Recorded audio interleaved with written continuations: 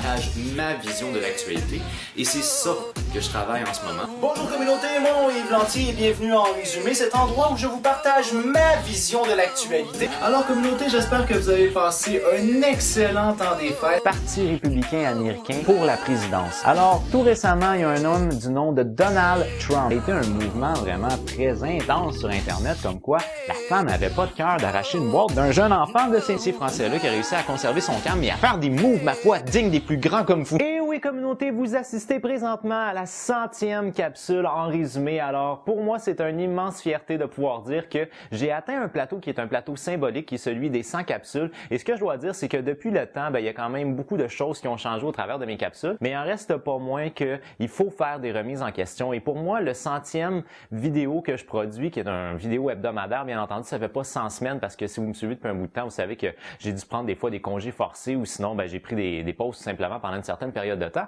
Mais je pense que le fait d'atteindre le 100 vidéos, c'est un moment qui est un moment, selon moi, idéal pour pouvoir remettre en question certaines choses par rapport à la communauté en résumé. Alors, la communauté en résumé a quand même évolué beaucoup, puis ce qui devait être à l'origine, essentiellement, c'est un projet de portfolio et mon but, c'était plus de faire des articles de fond écrits et non faire de vidéos.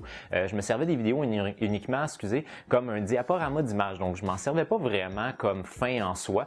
Éventuellement, j'ai développé des vidéos de type vlog, donc c'est ce qui m'a amené à faire les capsules que vous voyez en ce moment. Et je dois dire que l'évolution a été beaucoup plus lente que ce que je m'aurais attendu. Alors en gros, ce que je réalise, c'est que ça va faire maintenant 2 ou 3 ans que je fais ce genre de vidéos-là et l'augmentation des visionnements se fait d'une manière vraiment très lente et également l'augmentation des abonnés se fait d'une manière vraiment très lente. Alors ça fait maintenant plusieurs mois, depuis le mois de mars 2016, que je vous harcèle avec le atteindre le 300 abonnés d'ici la fin de l'année. Alors au moment où je tourne, on est à peu près à 295 abonnés si ma mémoire est bonne. On était à 275 membres de la communauté en mars 2016. Alors ça veut dire que c'est une augmentation de seulement 20 abonnés. C'est sûr qu'il y en a qui se sont abonnés, d'autres désabonnés, mais il en reste pour moi que c'est une augmentation de seulement 20 abonnés en plusieurs mois de travail. Alors moi, ce que je réalise là-dedans, c'est pas tant là, parce que je suis pas le genre de personne à jeter le blâme sur les autres. Je pense tout simplement que c'est le produit que moi je fais qui n'est peut-être pas adapté à YouTube pour avoir une évolution qui va être une évolution, disons, distincte. Alors, en gros, j'en comprends que les vidéos que je fais ressemblent beaucoup à des vidéos que d'autres personnes font, mais en anglais, mais très peu en français. Alors, peut-être est-ce que soit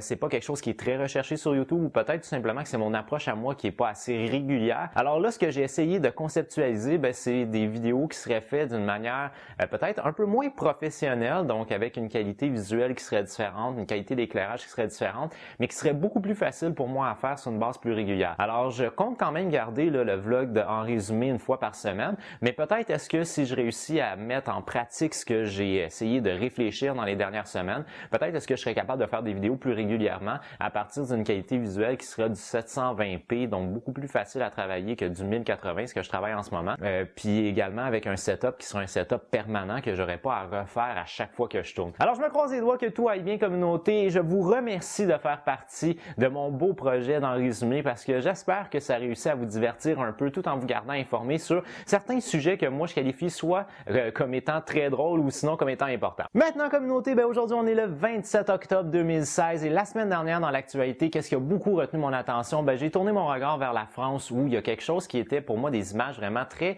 je dirais, chaotiques, mais il semblerait que c'est quelque chose qui existe depuis longtemps et c'est le démantèlement de la fameuse jungle de Calais. Alors si jamais vous connaissez pas la jungle de Calais, la jungle de Calais, c'est un campement qui avait été établi, semble-t-il, au début des années 2000 ou fin des années 90, début des années 2000. Et c'était un camp de la Croix-Rouge où il y avait des réfugiés qui étaient des réfugiés kosovars. Alors, en gros, c'est que le Kosovo, à l'époque, connaissait une guerre civile pour l'indépendance, blablabla. Et il y a des gens qui avaient été dans cette région-là de la France, au nord de la France, qui a donné d'être à proximité, si je me trompe pas, du port de Calais. Alors, ce fameux camp-là, qui est à proximité de la ville de Calais, a été parfois repeuplé, parfois démantelé, etc., au travers des années. Et puis là, depuis la fameuse crise des réfugiés, il a grossi de manière vraiment très importante. Alors, ce qui était à l'époque une petite forêt un peu boueuse est devenu véritablement une bidonville en France. Et je pense que ça donnait des images qui étaient des images très tristes et c'est devenu un enjeu important dans la fameuse présidentielle qui s'en vient pour la France. Alors là, en gros, ce qui est arrivé, c'est qu'on a décidé de démanteler le camp.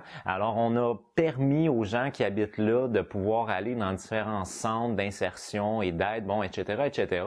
C'est hyper difficile pour moi de pouvoir vous donner des nombres très précis parce que différents médias rapportent différents nombres. Mais il avait quand même réussi à organiser une forme de vie citadine là-dedans. Et puis là, ben, on a forcé les personnes à quitter ce lieu-là, qui était devenu, avec l'image internationale, le symbole, je dirais, de l'échec de l'inclusion des réfugiés suite aux différents conflits qu'il y a eu au travers du monde en Europe. Alors, ben, j'espère vraiment que les choses vont bien se passer. Là, on a vu des images qui étaient assez spectaculaires dans la mesure où il y a des réfugiés qui ont décidé de mettre le feu à leurs anciennes habitations. Il semblerait que c'est une forme de tradition pour certains réfugiés de mettre le feu au lieu où ils ont habité. Je trouve ça un peu particulier, mais bon, c'est une façon de faire les choses. Maintenant, communauté, on va se transporter vers Las Vegas où se tient en ce moment un concours de Miss Monde, ou en fait, c'est Miss Grand International. Et dans ce fameux concours de beauté-là, eh bien, Miss Islande 2015 a été, disons, gravement critiquée par rapport à sa shape. Alors, en gros, ce qu'on a reproché à Miss Islande, qui a un nom vraiment imprononçable pour moi, elle s'appelle Arna. Pour ce qui est du nom de famille, je vous laisse vous arranger avec la prononciation. Alors, elle a été reprochée comme étant trop grosse pour pouvoir participer à un concours de modèles de beauté. Alors, en gros, ce qu'on disait, c'est qu'elle était plus grosse que ce qu'on avait perçu sur les photos et qu'elle avait des épaules qui étaient des épaules trop larges. Alors, elle, ce qu'elle dit pour se défendre, c'est que c'est une femme qui est effectivement en forme dans la mesure où elle fait partie de l'équipe d'athlétisme en Islande. Alors, c'est une femme qui est une femme sportive. Alors, je pense qu'en soi, c'est assez normal. Mais ce qui est d'autant plus troublant là-dedans, c'est le fait qu'on lui reproche d'être trop grosse, quand pourtant sa shape est selon moi une shape qui est uniquement athlétique. En gros, on reproche à une femme dans un concours de beauté d'avoir une shape qui est synonyme de santé. Alors ça, vraiment, ça me dépasse littéralement. Mais en même temps, je trouve que c'est de se tirer dans le pied pour ce concours de beauté-là parce que, au final, c'est une très belle concurrente qui a réussi à avoir une image internationale médiatique importante parce qu'elle reçoit du soutien de beaucoup de gens au niveau international. Parce que moi, pour moi, je pense que c'est une immense déception parce que le concours aurait bénéficié de voir qu'une femme qui est une femme athlétique puisse se démarquer dans un concours de Miss, peu importe quoi. Sur sa communauté, ben moi, je vous laisse sur les images d'une jeune femme. Ça fait très longtemps, en fait, ça fait 8 mois que cette vidéo-là était mise sur YouTube, mais elle est devenue vraiment très recherchée que récemment. Alors, c'est une femme qui a resté poignée dans un frigidaire, dans un magasin quelconque. Ça a l'air d'être une épicerie. C'est totalement stupide, ça sert à sweet fuck all, mais ça fait une belle image pour finir une belle semaine. I'm stuck! Fucking vibrator! I'm gonna die in a freezer! I'm not gonna be the fat girl that goes in a freezer! Sur sa communauté, pour moi, c'est déjà tout. Alors, je vous remercie beaucoup de faire partie de la communauté. Si vous avez aimé la vidéo, n'oubliez pas d'y donner un petit j'aime. Si vous l'avez vraiment aimé, bien entendu, vous pouvez la partager. Des nouveaux abonnés, ça me fait toujours plaisir. Moi, communauté, je vous dis à jeudi prochain. J'ai déjà hâte de vous voir. Ah bah ouais! Good love. Bye bye.